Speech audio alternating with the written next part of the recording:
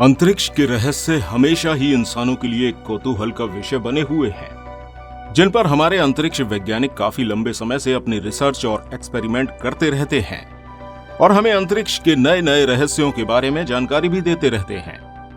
वहीं हमारे एस्ट्रोनॉट्स अंतरिक्ष का सफर करके वहां की जानकारियां और वहां के हालात को हमारे वैज्ञानिकों तक पहुंचाते हैं। और कभी दोस्तों आपने सोचा है कि हमारे एस्ट्रोनॉट्स जो स्पेसक्राफ्ट द्वारा अंतरिक्ष में जाकर स्पेस सेंटर में रिसर्च और एक्सपेरिमेंट करते हैं, आखिर उन्हें ये प्लेटफॉर्म कैसे, कब, क्यों और कहां मिला था? अब ऐसा तो था नहीं कि अंतरिक्ष में ये इंटरनेशनल स्पेस सेंटर प्राकृतिक रूप से बने हुए थे।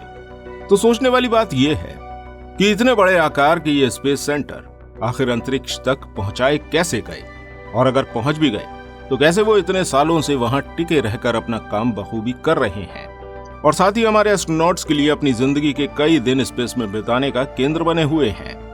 दोस्तों, सबसे पहले सोवियत संघ रूस द्वारा 19 अप्रैल 1971 में सैल्यूट 1 को स्पेस में पृथ्वी की सबसे निचली कक्षा में भेजा गया था।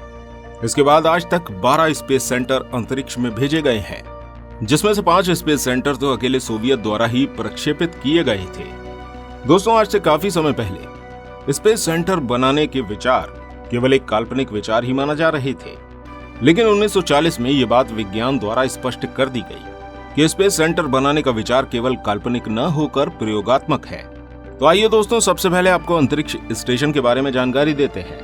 यह अंतरिक्ष स्टेशन आखिर होता क्या है?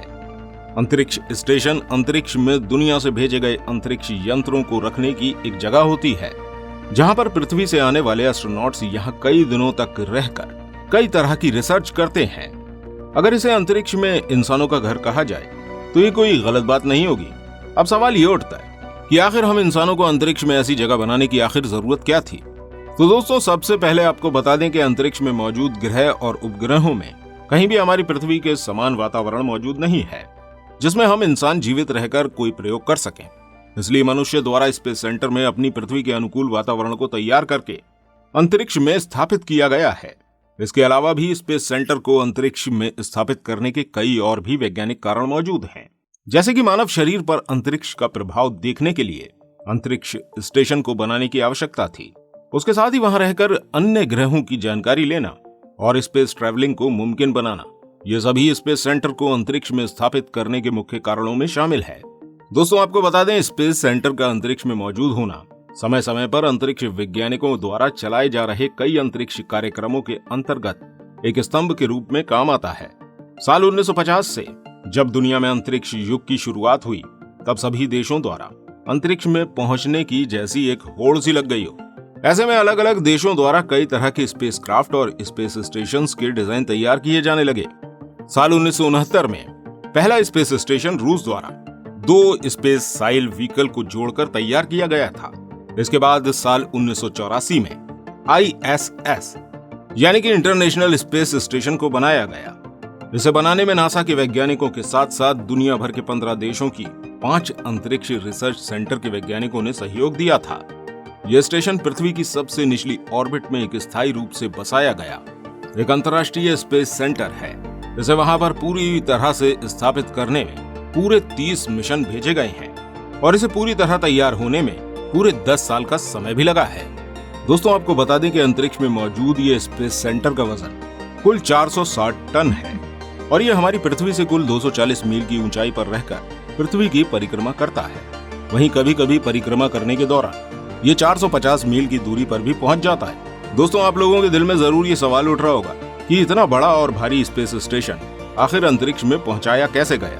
तो आपको बता दें कि आज तक हमारे वैज्ञानिकों के पास ऐसा कोई रॉकेट नहीं है जो इतना भारी वजन अंतरिक्ष तक ले जा सके। इसलिए इस स्पेस सेंटर को कई टुकड़ों में पृथ्वी से 400 किलोमीटर की ऊंचाई पर ले जाकर जोड़ा गया था। स्पेस में इस स्पेस स्टेशन को असेंबल करने का ये काम साल 1990 से चल रहा है। वहां इस काम को करने के लिए आवश्यक सामग्री को भी पृथ्वी से रॉकेट के द्वारा ही भेजा जाता है। 20 नवंबर 1998 में प्रोटॉन रॉकेट के थ्रू स्पेस सेंटर से पहले मॉड्यूल जारिया को लॉन्च किया गया था, जिसके 2 हफ्ते बाद ही STS स्पेस शटल मिशन को स्पेस यूनिट में लगाया गया, जो 3 नॉर्ड मॉडल से बना हुआ था, जिसे अंतरिक्ष में ले जाकर जारिया से जोड़ा गया था। इसके बाद एक एक करके कई मॉड्यूल्स को स्पेस में लॉन्च करके इसी तरह जोड़ा गया। इस स्पेस सेंटर को पूरा होने के लिए लगभग 40 स्पेस प्रोग्राम्स की जरूरत थी, जिनमें से 220 तक 36 प्रोग्राम्स के द्वारा मॉड्यूल को स्पेस में भेजा जा चुका है। दोस्तों, ISS से जुड़ा एक महत्वपूर्ण सवाल ये है कि आखिर ये स्पेस स्टेशन में अपनी सही ऑर्बिट में कैसे रह पाते हैं। तो चलिए अब हम आपको इसकी जानकारी भी देते हैं। इंटरनेशनल स्पेस स्टेशन हमारी पृथ्वी के चारों ओर अपने एक ऑर्बिट में घूमता है। इस स्टेशन को वहां बने रहने के लिए उसे लगातार ट्रैवल करना होता है।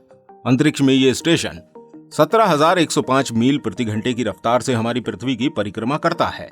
इसकी स्पीड के हिसाब से यह स्टेशन हर 32 मिनट में पृथ्वी का एक चक्कर पूरा कर लेता है। इस तरह से वहां पर हर 3 घंटे बाद सूर्योदय का नजारा देखा जाता है।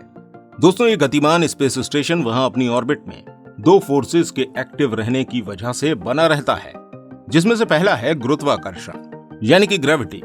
दोस्तों, आपको बता दें कि जो चीज वजन में भारी होती है उसकी अपनी ग्रेविटी होती है और वो दूसरी हल्की चीजों को अपनी ओर खींचती है। जैसे कि हमारी पृथ्वी, अगर हम हवा में हों या कोई वस्तु हवा में उछाली जाती है तो पृथ्वी का गुरुत्वाकर्षण बल उसे अपनी ओर खींचता है और हमारे एस्ट्रोनॉट्स स्पेस स्टेशन की दूरी तक जाने पर पृथ्वी के इस गुरुत्वाकर्षण बल के बाहर पहुंच जाते हैं।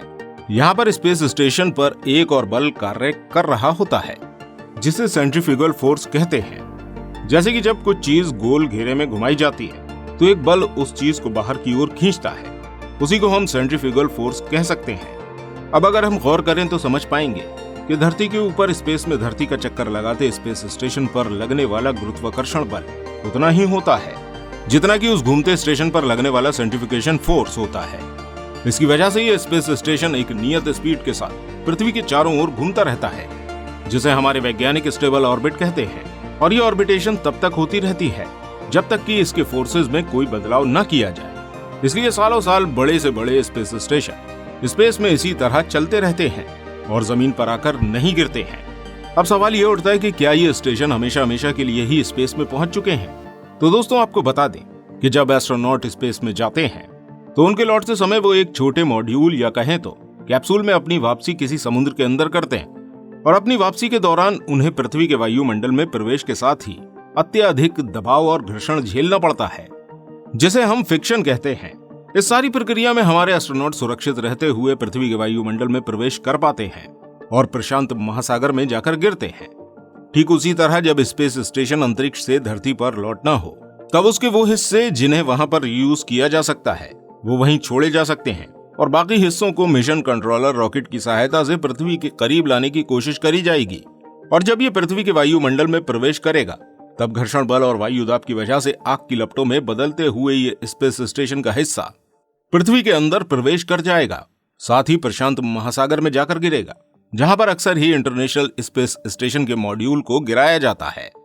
आज अंतरिक्ष में अंतर्राष्ट्रीय स्पेस सेंटर को स्थापित हुए 20 सालों का समय हो चुका है और ये स्पेस स्टेशन वहां रहकर अपने काम को बेहद उम्दा तरीके से अंजाम दे रहा है। साथ ही हमारे एस्ट्रोनॉट्स के नए प्रोग्राम्स और नए एक्सपेरिमेंट्स के लिए हमेशा की ही तरह तैयार भी है। तो उम्मीद करते हैं दोस्तों आपको ISS से जुड़ी हमारी ये जानकारी पसंद आई होगी। दोस्तों, अगर आपको ये वीडियो पसंद आई हो तो इस वीडियो को लाइक जरूर कीजिएगा और अपने दोस्तों के साथ शेयर करना बिल्कुल मत भूलिएगा। मिलते हैं आपसे फिर किसी ऐसी ही दिलचस्प वीडियो के साथ। तब तक के लिए गुड बाय।